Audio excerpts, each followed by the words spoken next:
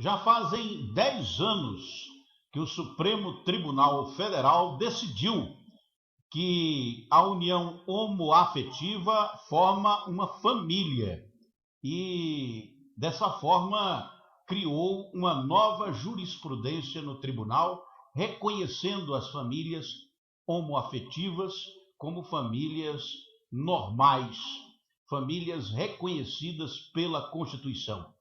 De lá para cá, uma série de outras legislações foram consolidadas e está tudo numa coletânea que foi organizada pelo STF e que eu disponibilizo o link aqui nos comentários, na descrição desse vídeo.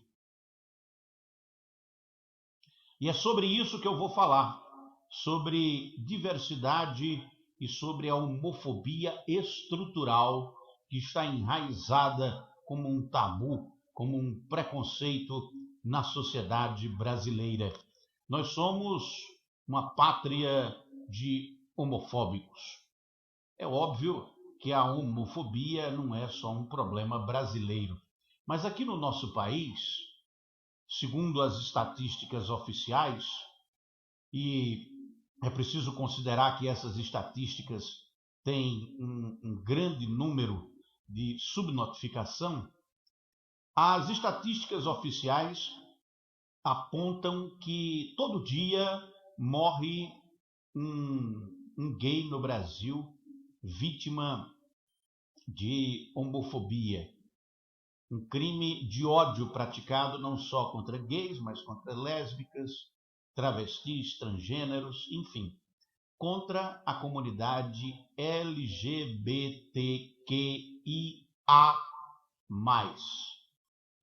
Essa sigla cresceu bastante nos últimos anos, foi incluindo outras categorias, a diversidade sexual humana é muito grande. E antes era uma sigla pequena com 3 letras, GLS, gays, lésbicas e simpatizantes. Isso na década de 80, 90.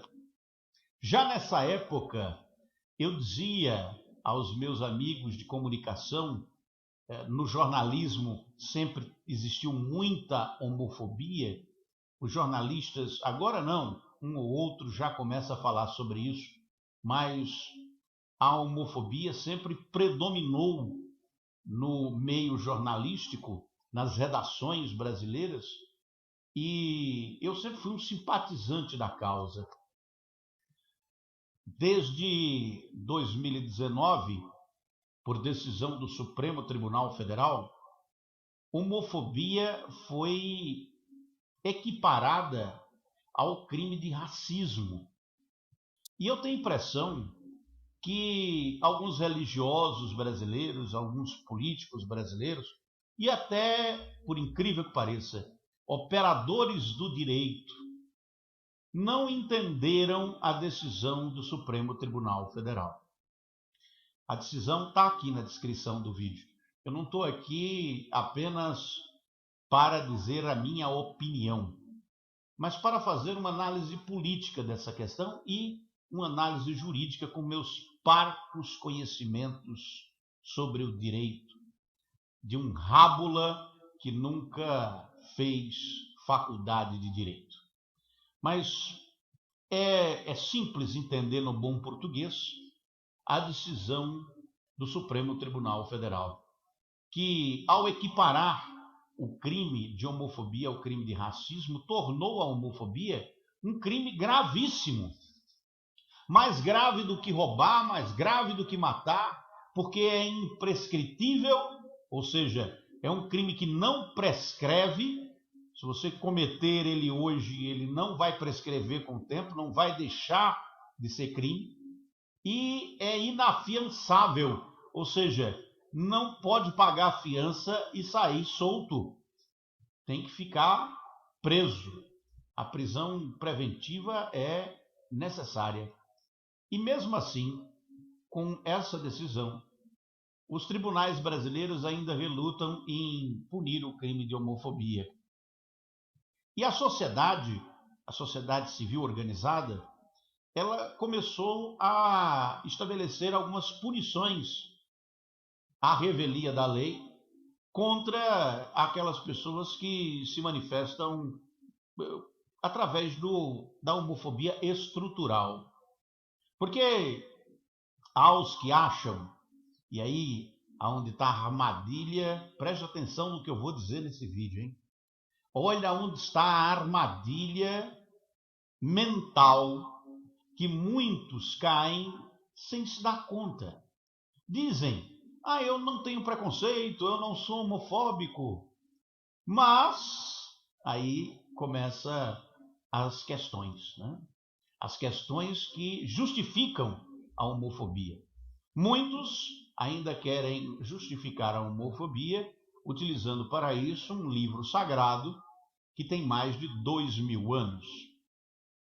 E esse mesmo livro sagrado, no Velho Testamento, condena a homofobia. Mas esse mesmo livro sagrado, no Velho Testamento, condena uma série de práticas que hoje são consideradas normais, inclusive pelos cristãos mais fervorosos. E o Novo Testamento, o Testamento de Cristo, trouxe a máxima: amai ao teu próximo como a ti mesmo. Amar ao próximo como a si mesmo. E a Deus acima de todas as coisas. Então, para quem é cristão, não fica bem odiar aqueles que são diferentes. O cristianismo é uma religião que acolhe, e muitos religiosos já entenderam isso. Então, não é que a religião deve ser deixada de lado. Eu defendo o direito dos indivíduos religiosos que querem cumprir as determinações prescritas nos seus livros sagrados, que permaneçam com seus rituais sexuais, como determina cada religião.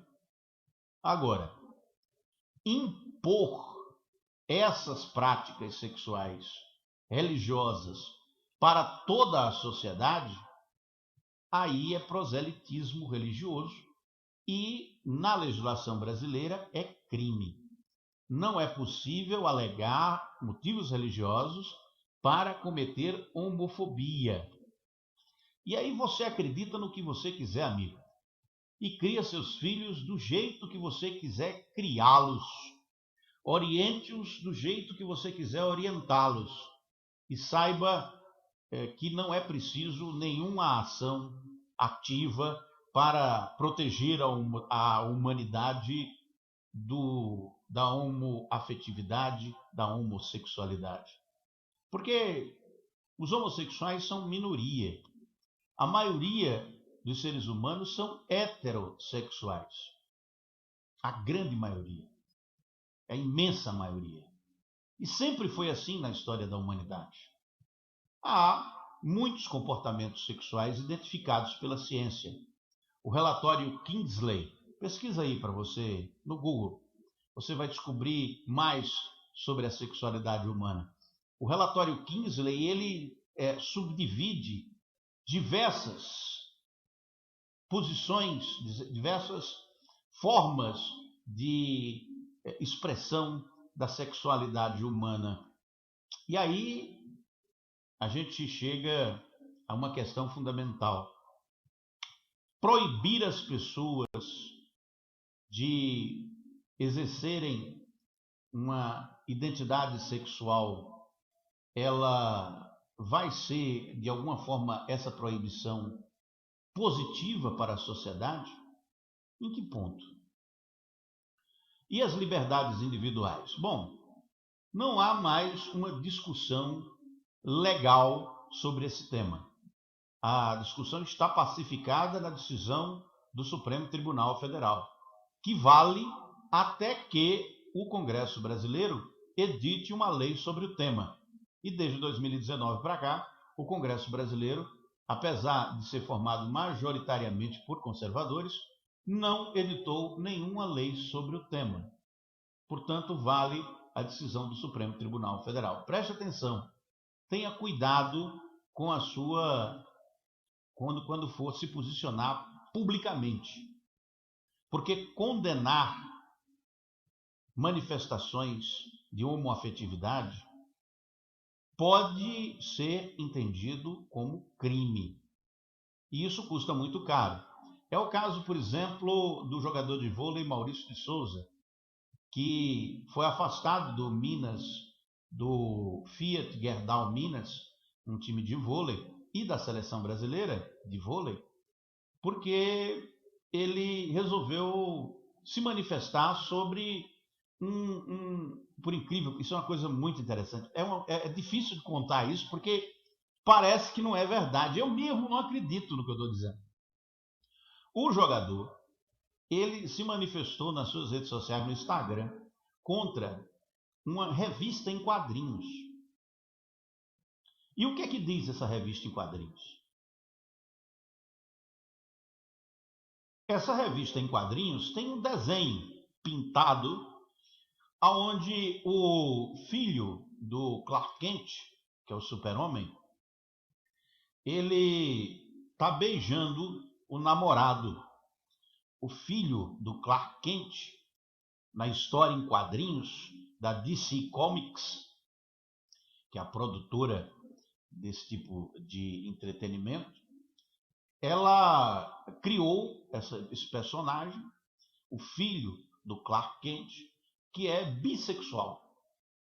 E tem um desenho dele beijando o namorado. E esse desenho foi utilizado pelo Maurício de Souza para dizer que nós temos que proteger nossas criancinhas contra a homossexualidade. Olha, primeiro ele precisa proteger os filhos dele. Se ele quer educar os filhos como manda a religião dele, tem todo o direito de fazê-lo. Agora, o filho dos outros cuidam os outros. Ele, como ninguém, está autorizado a sair por aí pregando homofobia. E o que é homofobia estrutural? É justamente esse tipo de atitude, de ver um desenho, uma coisa... Primeiro, o Super-Homem não existe, é uma ficção, né? É um cara que veio de outro planeta e chegou aqui no Brasil, chegou nos Estados Unidos, caiu lá na sua nave espacial e passou a viver com os humanos e namorando humanas, né? A Lois Lane. E aí a história continua, o namoro, casou-se, teve um filho, e o filho do Superman é bissexual. E isso irritou algumas pessoas enormemente, como outras tantas manifestações culturais e artísticas irritam, notadamente, religiosos fundamentalistas e membros da extrema-direita que está no poder no Brasil. O Brasil é governado por políticos de extrema-direita. E esses políticos, eles, até pelo próprio presidente da República, se manifestam de forma homofóbica. E isso precisa ser punido.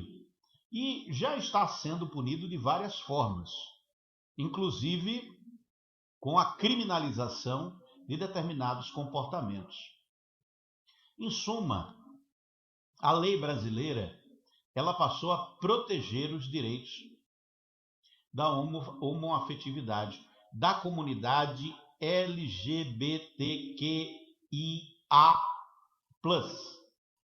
E não precisa você ficar fazendo essa cara feia, dizendo que não sabe o que quer dizer essas letras. Você sabe. São lésbicas, gays, transexuais, transgêneros, intersexuais, queers e outros tantos, né? Plus, que é justamente o mais no fim, quer dizer isso, e outros tantos, né? Outras tantas minorias de comportamento sexual que existem, porque são muitas, não é só homem e mulher, é só homem e mulher, Mas existem homens e mulheres que nascem com, por exemplo, a genitália, seres humanos que nascem com a genitália masculina e feminina. São raros os casos, mas existem. Independentemente de nascerem homens ou nascerem mulheres, os seres humanos são diferentes dos demais animais. Nos demais animais, o comportamento sexual é instintivo. O ser humano não age por instinto. O ser humano é diferente do gato. O gato, ele só come carne. O gato, ele come o pássaro, mas ele não come o alpiste. O ser humano come o gato, come o pássaro e come o alpiste. O ser humano não é determinístico. O ser humano é caótico. Não age por instinto. É capaz de agir de formas extremamente distópicas, diferentes. E a complexidade da nossa sociedade exige que se leve em conta, para julgar o comportamento humano, não só um livro sagrado de 2000 anos, mas os demais livros que estão por aí e que atualizam o comportamento humano, inclusive do ponto de vista ético. E a ética da sociedade brasileira é de condenar a homofobia. Isso não quer dizer que você tem que ser gay. Isso não quer dizer que seu filho ou filha vai ser gay. Ninguém se transforma em homossexual. A predileção, a preferência sexual é algo que se manifesta muito provavelmente na puberdade, na maioria dos casos, na adolescência, na fase adulta. E a sexualidade humana é muito diversa. É preciso respeitar as diferenças. Isso não quer dizer que nós vamos aceitar abusos. Não confundir homossexualidade com pedofilia, porque a maioria dos pedófilos são heterossexuais, não são homossexuais.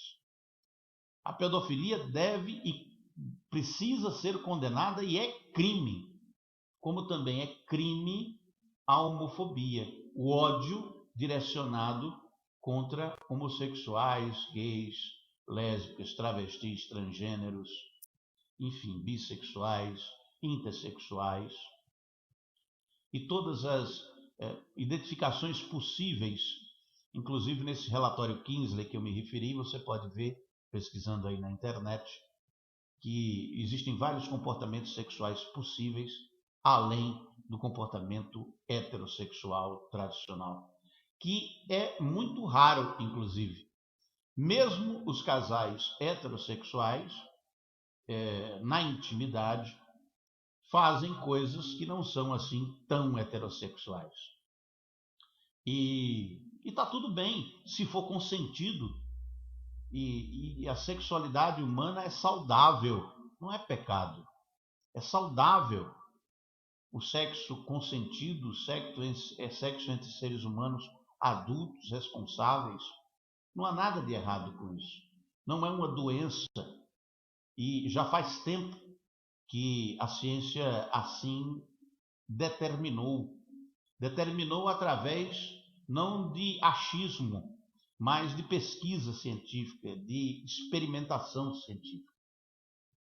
Não há nenhuma doença relacionada ao comportamento homossexual. E o próprio termo homossexualismo deve e precisa ser evitado, porque se refere no sufixo ismo a um comportamento doentio, o que não é verdade. Então preste atenção. A nova língua, a língua que precisa ser falada na pós-modernidade, é aquela que está estabelecida internacionalmente. A Organização das Nações Unidas considera, na Declaração Universal dos Direitos Humanos, que é um direito humano à autodeterminação da sexualidade. Se alguém se identifica como homem ou como mulher, o que custa respeitar isso? Se a própria lei já estabelece esse respeito.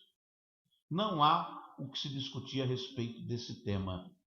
E essa discussão, ela só vem à tona porque a nossa sociedade, apesar do avanço da legislação, ainda é extremamente preconceituosa e homofóbica, inclusive do ponto de vista estrutural, ao ponto de tornar polêmico um beijo gay numa revista em quadrinhos, numa ficção.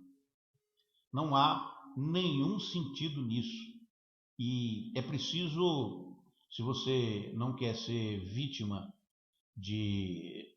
da própria justiça ou da sociedade civil organizada que recrimina esse tipo de comportamento, de passar a aceitar a diversidade. Isso não quer dizer que você tem que mudar suas convicções religiosas. Isso não quer dizer que você tem que passar a defender essas ideias, defender a homossexualidade. Isso quer dizer que você não tem o direito de, na expressão do seu pensamento, emitir opiniões que sejam homofóbicas, que busquem taxar com ódio e principalmente ridicularizar, diminuir, segregar seres humanos pelo comportamento sexual que têm. A Itália, ontem, decidiu que rejeitou uma lei que criminalizava a LGBTfobia. E a maioria decidiu assim. A Itália é um país muito preconceituoso. É o berço do fascismo. Não podemos esquecer. E a lei, essa rejeição da lei que criminalizava a LGBTfobia na Itália é um retrocesso, reconhecido assim pela comunidade europeia. Aqui no Brasil, vale a decisão do Supremo Tribunal Federal. E, portanto, é preciso que você tome conhecimento disso. Leia aqui na descrição desse vídeo a coletânea de leis, de jurisprudências do Supremo Tribunal Federal sobre esse tema e aceite a diversidade, mantendo as suas convicções religiosas, sem nenhum problema.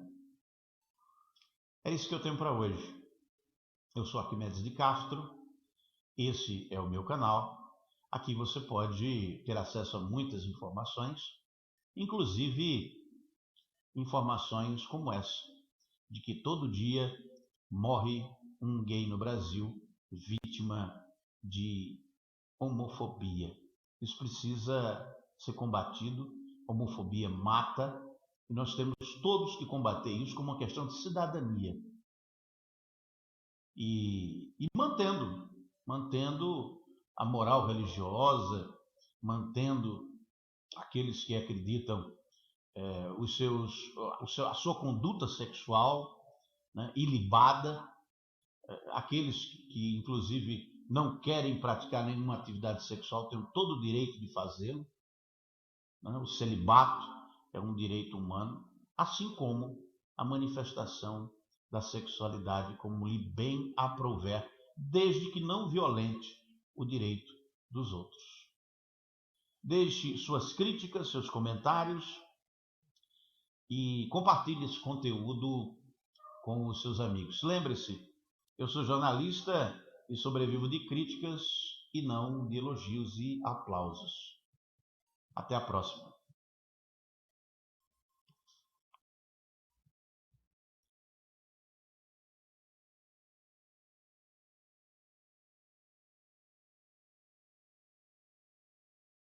Sabe aquele ditado popular que diz que por causa de um todos pagam? É com esse ditado que eu vou explicar para você nesse vídeo por que a gasolina no Brasil está ficando cada vez mais cara e pode chegar a R$ 10 ou até mais que isso até o final do ano. Acompanhe comigo o raciocínio. A questão é a seguinte: todos nós sabemos que a Petrobras é uma empresa paraestatal, ou seja, tem uma parte dela que é do governo e tem uma parte dela que é de acionistas, os mais diversos acionistas, tanto pequenos como grandes. Pequenos, aqueles trabalhadores que compraram ações com o FGTS na oportunidade que isso foi dada, por ocasião da abertura do capital da empresa, e os grandes investidores também estão lá, são vários. Mas eles todos perderam, e o Brasil perdeu muito dinheiro com a Petrobras, no escândalo que ficou conhecido como Petrolão, maior escândalo de corrupção da história do mundo. E para evitar que isso acontecesse de novo, que a estatal fosse utilizada por um governo de acordo com as suas conveniências, uma série de regras foram criadas logo depois do governo da Dilma, no governo de Temer. E no governo de Temer é que foi estabelecido que o preço dos produtos da Petrobras iriam, toda vez que a cotação do petróleo aumentar, vai aumentar também. Toda vez que houver variação do dólar, o produto também aumenta de preço.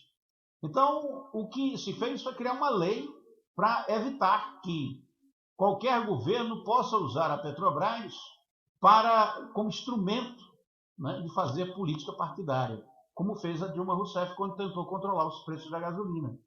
E agora, o atual presidente não pode mais fazer isso, ele não pode controlar os preços da gasolina. Ele demitiu o Roberto Castelo Branco, o presidente da Petrobras, um dos executivos mais respeitados do país, dizendo que ia botar um general e que agora quem mandava era ele. Coisa nenhuma. Quem manda é o Conselho de Administração da Petrobras, que quer vender produtos pelo preço do mercado internacional e também de acordo com a variação do dólar, porque os produtos da Petrobras são produtos cotados em dólar. E não adianta estribuchar. A culpa não é dos prefeitos, a culpa não é dos governadores, a culpa é da conjuntura econômica.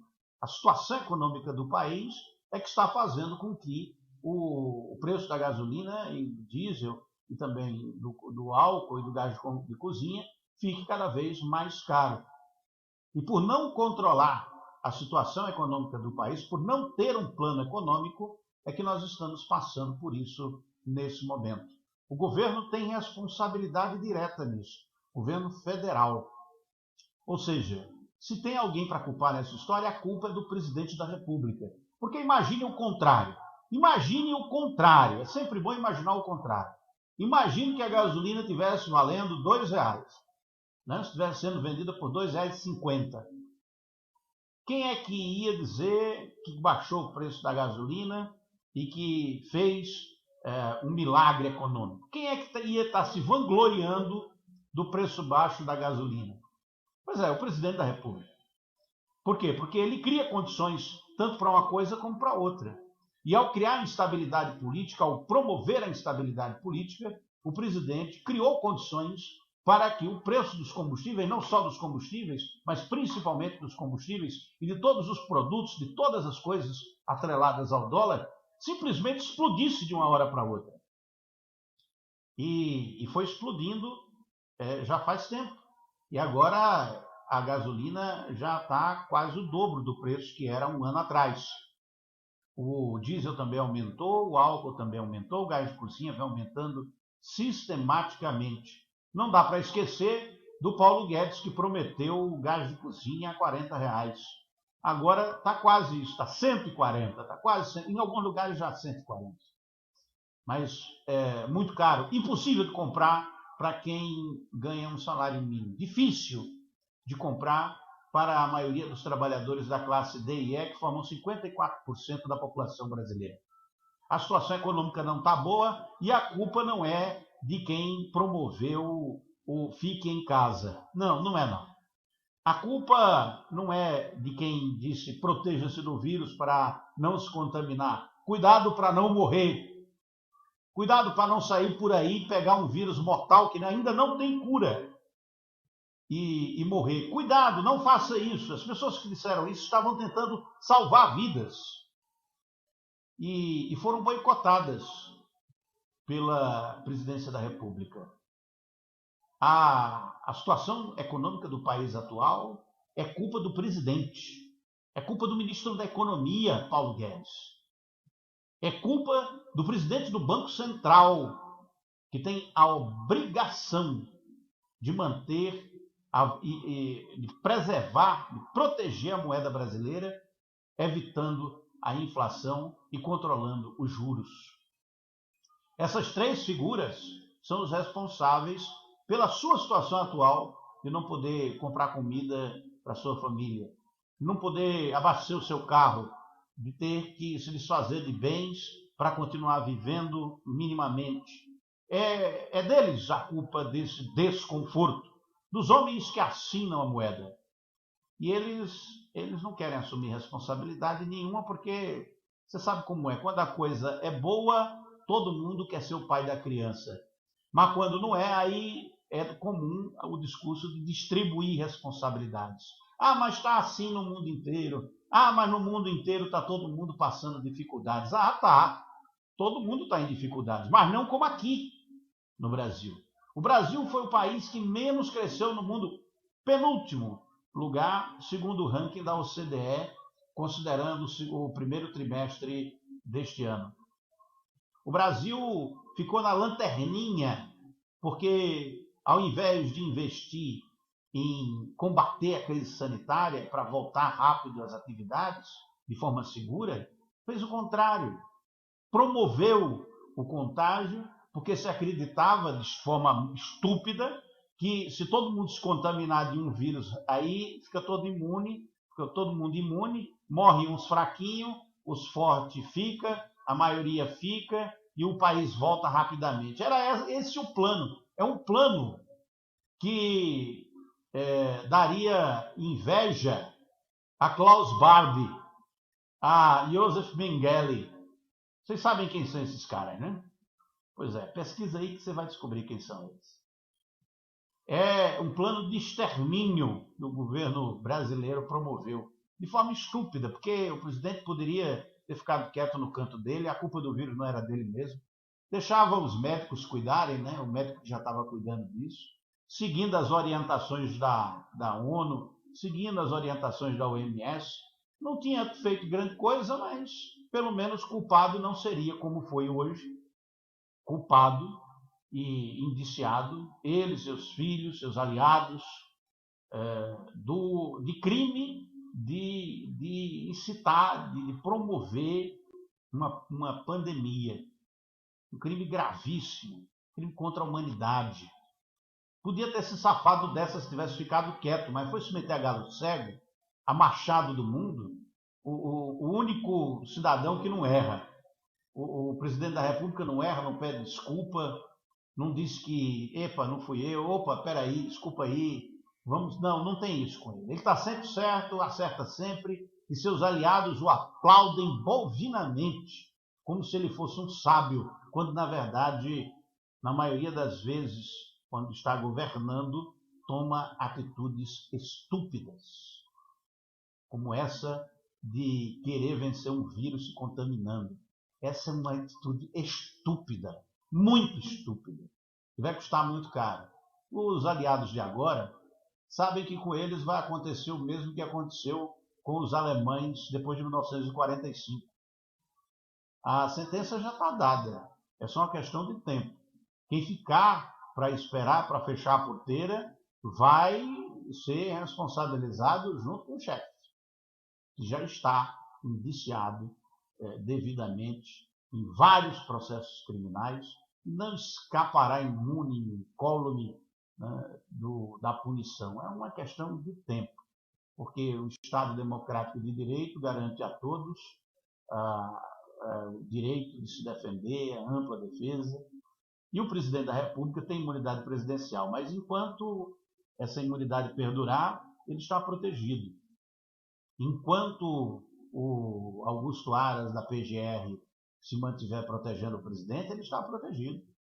Enquanto o presidente da Câmara continuar protegendo o presidente, ele está protegido. Enquanto os deputados estiverem protegendo o presidente, ele estará protegido.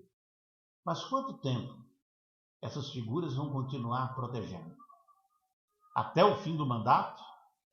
Será que o Estado Democrático de Direito vai deixar Bolsonaro passar batido?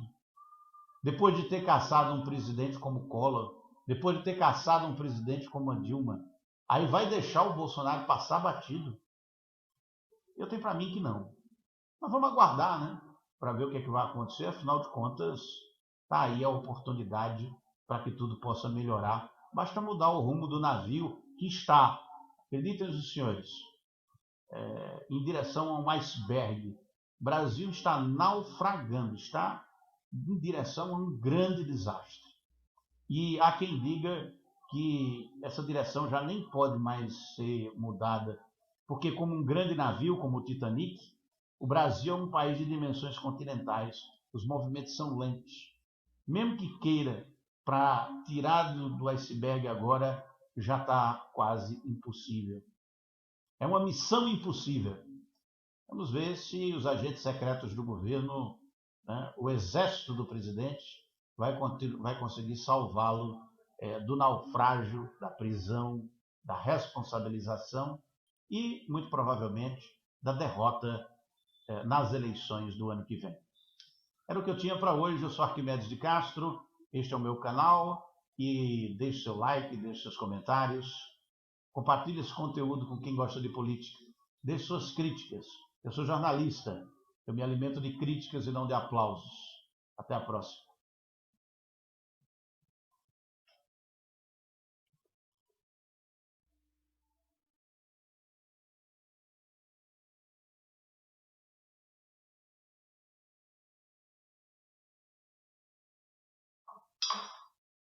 Auxílio Brasil não vai reduzir a desigualdade social e econômica do Brasil, que aumentou, segundo os dados da ONU, 2,6 pontos percentuais.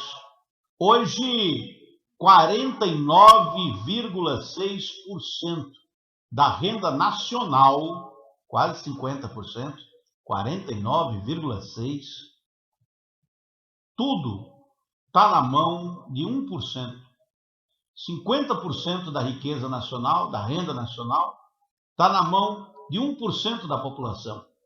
A desigualdade no Brasil só aumentou. E o número de pessoas precisando de ajuda aumentou ainda mais. A classe D e E também se expandiu. E hoje é 54% da população brasileira. Aí a questão se impõe. Esse Auxílio Brasil que estão propondo aí, com o fim do auxílio emergencial e o fim do Bolsa Família, o Auxílio Brasil vai reduzir as desigualdades econômicas brasileiras? A resposta é não, porque os programas de assistência social que eram mantidos pelo governo brasileiro estão sendo desmontados e o Brasil está deixando de cumprir os compromissos internacionais que assinou junto à Organização das Nações Unidas para promoção do trabalho e redução das desigualdades sociais e econômicas do país, que, como todos sabem, são muitas. A novidade é que o João Roma, que é ministro da Cidadania, deputado federal da Bahia, o João Roma, ele que é o responsável aí pelo Auxílio Brasil.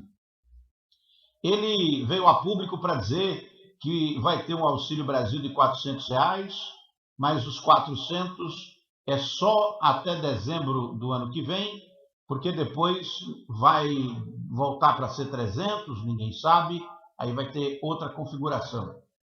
Eles querem empurrar isso goela abaixo da sociedade brasileira, esse novo programa de assistência social, como uma forma de reduzir a pressão que está existindo sobre o presidente, da opinião pública, principalmente nas pesquisas eleitorais, aonde o presidente candidato à reeleição aparece em segundo lugar e perdendo terreno, não só para outros adversários, mas também para quem está em primeiro lugar.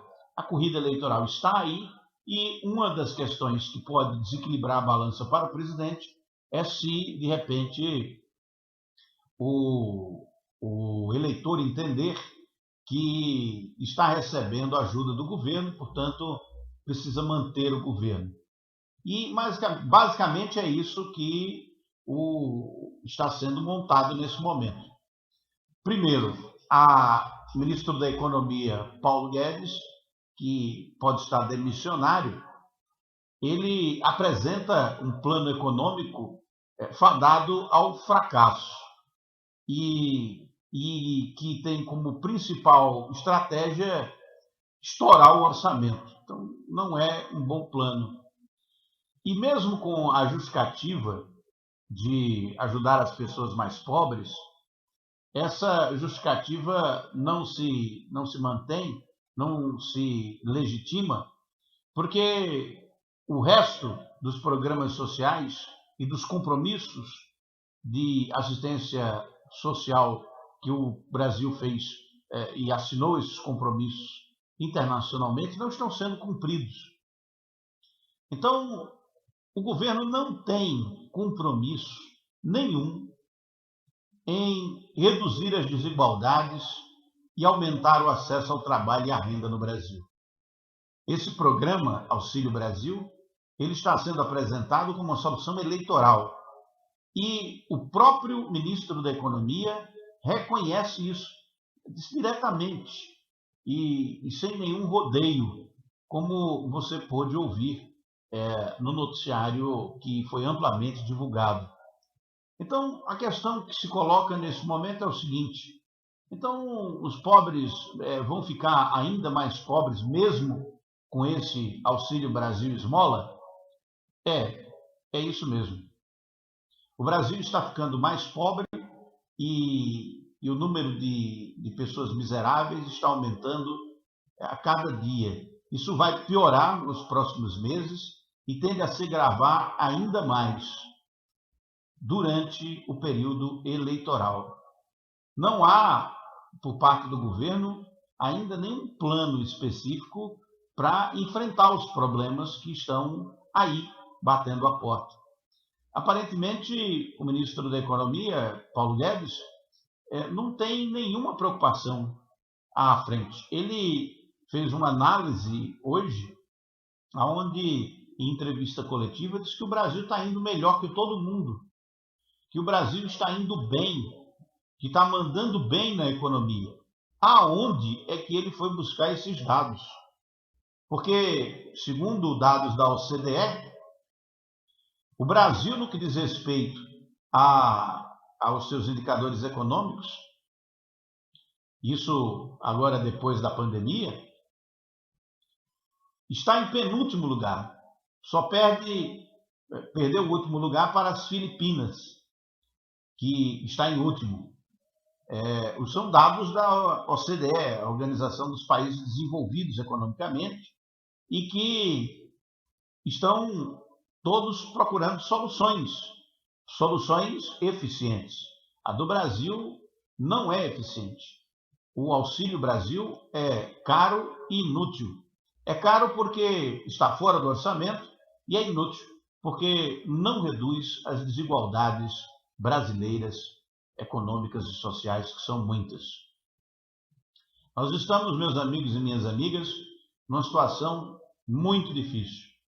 E uma situação que vai piorar nos próximos meses, com um grau de incerteza muito grande em relação ao futuro. E isso vai deixar, com certeza, os investidores, os que mantêm a economia brasileira se movimentando, que dão crédito à moeda brasileira, esses devem migrar para a moeda estrangeira, como já estão fazendo. Por isso que o dólar está disparado aí como a solução para quem está perdendo dinheiro com a Bolsa de Valores. As empresas brasileiras estão valendo menos, os indicadores da Bolsa de Valores estão caindo e os investidores estão apostando, relocando o seu dinheiro para o dólar. Por isso, o dólar também está alto. Mesmo com toda a interferência do Banco Central, o dólar continua extremamente alto e deve se manter nas alturas nos próximos meses, com todo o calor da disputa eleitoral. As pesquisas, as próximas pesquisas, elas podem mostrar, inclusive, que o candidato do governo à reeleição, o presidente da República, não é viável eleitoralmente. E se isso acontecer, se as pesquisas mostrarem isso, é possível que o presidente perca o apoio fundamental que ele tem nesse momento, que é da Câmara dos Deputados, para impedir o seu afastamento do cargo. Se ele perder esse apoio, ele é carta fora do baralho. Mas até isso acontecer, e parece que os parlamentares e o próprio mercado financeiro, o judiciário, já colocaram na conta que Bolsonaro vai até o fim do mandato. Não se sabe se ele vai ser candidato à reeleição e não se sabe se for candidato à reeleição, irá com condições de vencer. O presidente tem um problema sério na opinião pública, há uma rejeição muito grande, levando em consideração principalmente sua atuação durante a crise sanitária, mas também da condução da política econômica, que aumentou o número de miseráveis e empobreceu a classe média brasileira. A classe média brasileira está fazendo contas mágicas para conseguir comprar a cesta básica no supermercado. E os mais ricos, esses estão bem, esses estão sempre bem, e ficaram ainda mais ricos. É isso mesmo. Pesquisa recente da Organização das Nações Unidas, junto com a Oxfam Brasil, mostra um aumento de 2,7 pontos percentuais no percentual de brasileiros que monopoliza a renda nacional. A renda nacional, 49,6% da renda nacional, está nas mãos de apenas 49,6% da renda nacional está nas mãos de 1% dos eleitores brasileiros. Esses eleitores não têm mais votos, mas eles comandam muita coisa. E é por isso que o Bolsonaro ainda tem algum apoio político. Porque se fosse depender do resto da população brasileira, o presidente provavelmente não estaria mais governando. A situação agora é que entre esses mais ricos, a situação também não parece ser promissora. Eles estão começando a ver que talvez percam dinheiro. E aí estão tirando dinheiro do Brasil e consolidando dinheiro em moeda estrangeira, aonde ele é mais seguro, está protegido dos intempéries, da falta de habilidade política do governo. Porque tudo isso que está sendo feito poderia ser feito de outra maneira. Tudo isso que está sendo feito poderia ser feito de uma maneira mais organizada, com o presidente da República, com os ministros, explicando detalhadamente para a população, exaustivamente para a imprensa, para os formadores de opinião, e detalhando de forma que a informação possa ser absorvida e realizar um debate franco, ouvindo a população brasileira, a oposição, a respeito das soluções para resolver a questão do trabalho e da desigualdade no Brasil. Ao invés disso, o governo opta por saídas verticais. As saídas verticais é com a intervenção do presidente da República. Tudo quem decide no governo é o presidente. Tudo tem que passar por ele tem que tomar a decisão, e é uma decisão que, no roer das cordas, leva pouco em conta as questões técnicas. Porque se fosse para levar em conta as informações técnicas, hoje o ministro da Saúde era o Henrique Mandetta. Porque o Henrique Mandetta não é nenhum médico genial, mas ele deu o caminho certo. Vamos por aqui, vamos agir tecnicamente. O Bolsonaro não quis, interferiu. E aí perdeu os técnicos do Ministério da Saúde, deu no que deu. Agora fez uma intervenção no Ministério da Economia. Saíram os técnicos respeitados pelo mercado do Ministério da Economia, inclusive o secretário do Tesouro Nacional, e ficou o ministro, por enquanto. Porque dizem por aí que Bolsonaro já está procurando um novo posto Ipiranga para chamar de seu. É isso que eu tinha para hoje. Eu sou Arquimedes de Castro, esse é o Laboratório de Comunicações. Inscreva-se, deixe seu like e compartilhe esse conteúdo com seus amigos. Até a próxima.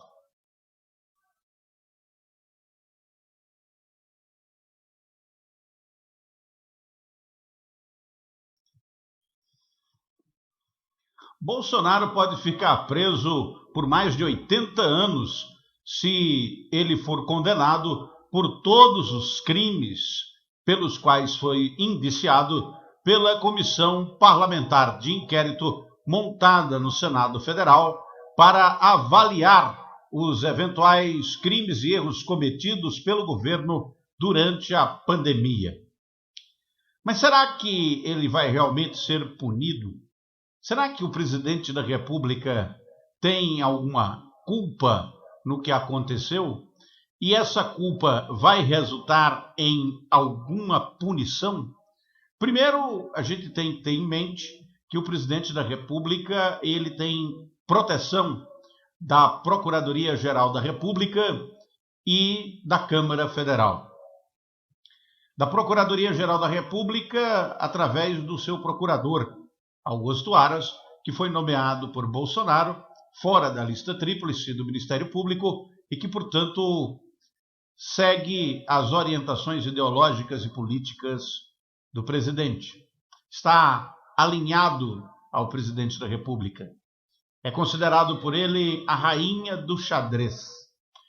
Na Câmara Federal, o presidente conta com o apoio do presidente da Câmara, o deputado pelo Partido Progressista de Alagoas, Arthur Lira, lidera mais de 200 deputados que votam no presidente chova ou faça sol, porque são aliados, ligados, alguns ideologicamente, outros devido ao recebimento de emendas parlamentares do Orçamento Geral da União, de forma secreta, que os parlamentares venderam em suas bases eleitorais como benefícios que eles estão trazendo.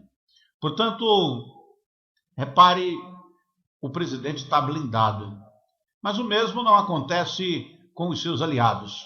E aí são mais de 60 aliados que estão indiciados. Os mais pobres serão rapidamente presos. Esses que não podem pagar advogados que atuam em cortes superiores. Os que têm advogados e têm poder gastarão dinheiro, muito dinheiro para se defender. Já os mais poderosos e mais ricos irão até as cortes superiores fazendo uma defesa que pode acabar em impunidade. Impunidade porque alguns desses crimes irão prescrever, outros são crimes de menor monta, e desses todos iniciados, a maioria não vai cumprir nenhum dia de prisão. Alguns serão punidos mais fortemente, como, por exemplo, o ex-ministro da Saúde, Eduardo Pazuello, que foi indiciado por crime contra a humanidade, por ter provocado epidemia. E aí, como ele é oficial do Exército, general da ativa, e foi ministro, não tem uma devida proteção. Não sabemos se o Exército Brasileiro vai protegê-lo como fez até agora. Outros tantos menos protegidos irão, digamos assim, procurar proteção pessoal através do exercício do direito de defender-se. Mas o presidente da República tem contra si uma ficha corrida, né? E eu trouxe aqui para vocês, e a gente pode até debater um pouco, os crimes que teria cometido o Bolsonaro. Você vê aqui os crimes atribuídos ao presidente Bolsonaro. O texto original é esse aqui, é o que está no relatório. Presidente da República, artigo 267, parágrafo 1º, epidemia com resultado de morte. Artigo 268, caput, infração de medida sanitária preventiva. Artigo 283, charlatanismo. Artigo 286, incitação ao crime. Artigo 298, falsificação de documento particular. Artigo 315, emprego irregular de verbas públicas. Artigo 319, prevaricação. Todos do Código Penal. Artigo 7º, parágrafo 1, letra B, H e K, e parágrafo 2, letra B e G, crimes contra a humanidade nas modalidades extermínio, perseguição e outros atos desumanos do Tratado de Roma, decreto número 4.388 de 2002. E artigo 7º, item 9, violação de direito social, e 9º, item 7, incompatibilidade com dignidade e honra e decoro do cargo. E, por fim, crimes de responsabilidade previstos na Lei número 1079, de 10 de abril de 1950. Essa é a acusação que pesa sobre o presidente da República. Nós podemos examinar aqui cada uma delas. O Bolsonaro teria cometido epidemia com resultado de morte? Ou seja, a estratégia do governo de promover a imunidade coletiva através da contaminação, essa estratégia como política pública, ela resultou nessa acusação. O presidente, como você vê na foto, ele infringiu as medidas sanitárias preventivas. Deliberadamente, ele promoveu aglomerações que eram proibidas e ainda algumas estão, mas nos momentos mais críticos da pandemia, o presidente viajou o país em campanha eleitoral sem máscaras. O emprego irregular de verba pública é por causa da compra da cloroquina e de outros medicamentos comprovadamente inúteis para os doentes de Covid. E a grana gasta com esses remédios está aí na conta do presidente para ele pagar. Incitação ao crime, porque estimulou as pessoas a cometerem o crime, a infração às medidas sanitárias. Falsificação de documentos particulares, isso tem a ver com a acusação de o presidente ter falsificado a carteira de vacinação da mãe, que foi vacinada com Coronavac, e teria havido a falsificação para que parecesse que ela tinha sido vacinada com AstraZeneca. O charlatanismo é porque o presidente apareceu em vários vídeos públicos que estão aí na internet, fazendo propaganda, publicidade, marketing de remédios. E isso é crime. Prevaricação é por ter ficado sabendo aí de que tinha corrupção na compra das vacinas e não ter tomado nenhuma medida oficial para evitar que essa corrupção ocorresse. Crime contra a humanidade é aí o conjunto da atuação do presidente, que resultou em um número significativo, teria resultado em um aumento significativo no número de pessoas que morreram por causa da doença, e esse é considerado um crime contra a humanidade. O crime de responsabilidade está aí pesando como o indicador de impeachment, pelo presidente ter agido de maneira não compatível com o cargo. Então, essas acusações são bastante graves e terão que ser respondidas pelo presidente juridicamente. Ele tem excelentes advogados para defendê-lo, conta com a imunidade presidencial, portanto, não deve estar preocupado, deve estar rindo mesmo. Mas, assim, é preciso que Bolsonaro comece, a partir de agora, a se planejar, porque precisará de uma defesa jurídica boa. Vai haver uma perseguição muito grande aos seus aliados. Então, os que são mais fracos, aqueles que estão mais enroscados, esses vão cair. E poderão cair atirando, para prejudicar ainda mais a imagem do presidente. Mas Bolsonaro pode recuperar a sua credibilidade com, ou se acontecer, um crescimento econômico que traga mais otimismo para os eleitores. E aí, no ano que vem, o presidente precisa se reeleger. Porque se não se reeleger, perdendo a imunidade presidencial, portanto, poderá ser julgado como um ser humano comum. E aí a coisa complica. Porque o presidente da República, no Brasil, tem muito poder. O presidente poderia ter ido hoje à sessão do Senado e ter dado um tiro na cara do Renan Calheiros, relator da CPI, que